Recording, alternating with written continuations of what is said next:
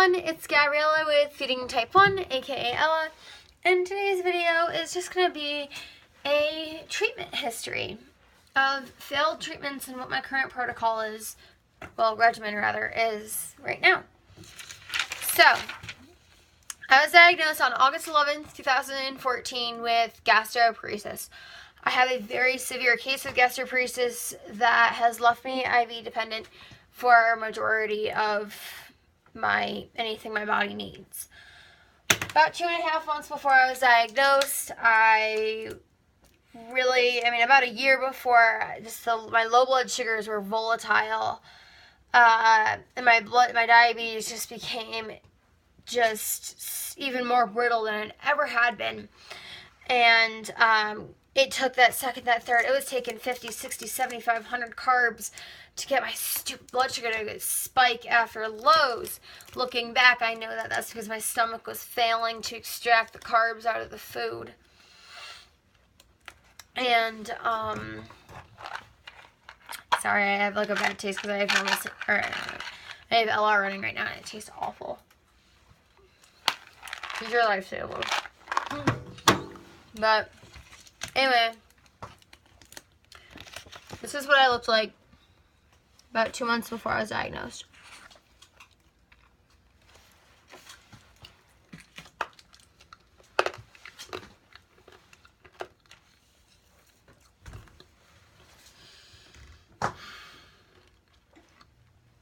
The day I was diagnosed, August 11, 2014. I was 19 years old. It was right before I was gonna wrap up my prereqs and get ready to go to nursing school. There are little to no treatment options for gastroparesis, and they are symptom-based. They're not really like they're to treatment, it's here, feel the best that you can kind of thing. So, there's one FDA-approved medication for it, for motility. Motility meaning your GI tract moving, motility moving. It's called Reglan. There are a lot of terrible, irreversible, long-term permanent side effects. One of them, tardive dyskinesia, which is horrible. But unfortunately, not only did I have an adverse reaction, it worsened my Tourette syndrome a lot. And I was also allergic. Next thing they tried was off-label erythromycin. And again, unfortunately, that was terrible. I was a kid. The only known allergy other than my dietary allergies was azithromycin, Zithromax. And I was horribly allergic to that. I was discovered when I was 4 years old. I had a horrible, horrible illness. But anyway, so Reglan failed. Erythromycin failed.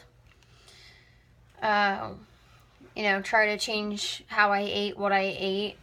Cut out, fat, fiber, protein. Low fat, low fiber, low protein, high carb. And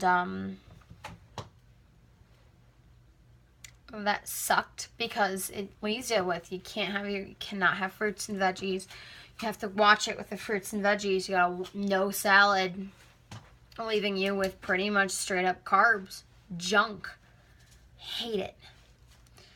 But didn't matter. Liquids were a problem with me. I had huge problems with liquids from day one. Just cannot drink enough by mouth, so I am IV fluid dependent. So we tried all that. We tried the Zofran. Oh, you're nauseous. Here, take a pill, swallow it, hold it down, it'll help you. No, didn't do a damn thing. Didn't do anything. Sublingual Zofran. Doesn't do anything. Tablet Phentergan. Didn't do anything. Then laxatives to try to keep everything moving. Nope. And then we arrived with when they did an endoscopy, they would go down and put a Botox injection right at the duodenum to try to just keep your stomach open. So it would just go. So the food would just go past through in your intestine. That was miserable. That was agonizing and absolutely horrible. Failed. That was done twice. And it was absolutely horrible. It just made all my symptoms worse. It was awful. It was just awful. So, Reglan, erythromycin, the Botox injection, change the diet, Zofran, sublingual Zofran, Phentergan, Protonix, omeprazole, Linzess, laxatives. Then we had to advance to IV fluids. From there, we had to go on TPN for a while. You know, IV Phentergan going on with all this. IV Zofran. IV Zofran really doesn't do much. It does a little something, but not really anything if I'm above my baseline. But currently, my daily intake consists of my insulin delivery for my type 1 diabetes via insulin pump. Blood sugar checking, ketone monitoring, you know, really aggressive type 1 diabetes management tactics, wearing a sensor, just site changes, injections if needed, just every time my blood sugar goes low, I have to correct with IV dextrose through my port. I do a 500 ml to a liter bolus, fluid bolus in the morning and right before I go to bed. Just depending. If I don't need to do a full liter, I'll do a 500. If I do need to do the whole liter, just based on my level of tachycardia, if I'm tacky, if I'm dehydrated, if I have thrush or anything, I can do either a 500 or a full liter if I have to.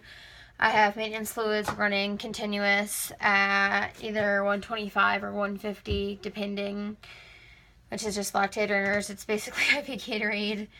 And then I have IV Phentergan that I can administer every 4 hours as needed. And then I have IV Zofran I can administer as needed. And that is what my daily life looks like this. Checking my blood sugar every hour when I'm awake, every 2 while I'm asleep, checking my ketones, you know, every 2 to 4 hours, depending. Anytime my blood sugar is high, anytime I feel off. Definitely first thing when I wake up, about an hour after I wake up, and then as I move toward bed. And then about 2 to 3 times just between when I wake up and when I go to sleep. And a lot of ketone checks. And I do check my blood sugar a lot.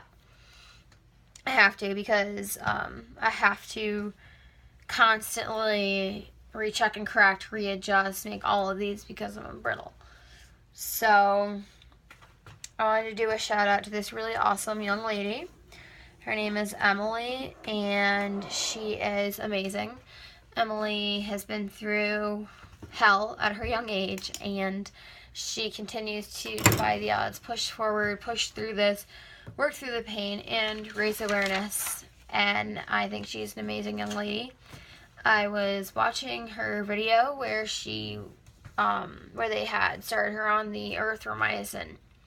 And one thing that was very loud to me that I related very strongly to was during that video, she took a moment and she showed what it feels like when we're laying in bed in agony.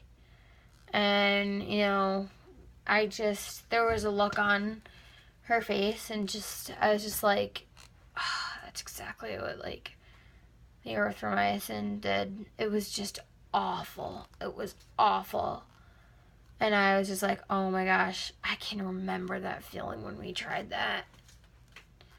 And I was just like, oh my gosh, it just tugged my heart straight. It just tugged my heart. I was just like, yeah, I know. Thinking back, I can remember that feeling. And she's so strong. She's been really trying to push through it, and she's amazing. So check her out. Her name is Emily Peary, and I'm hoping I'm pronouncing that right. And she is on YouTube, Instagram, and Facebook. Thanks, everyone. Have a great one.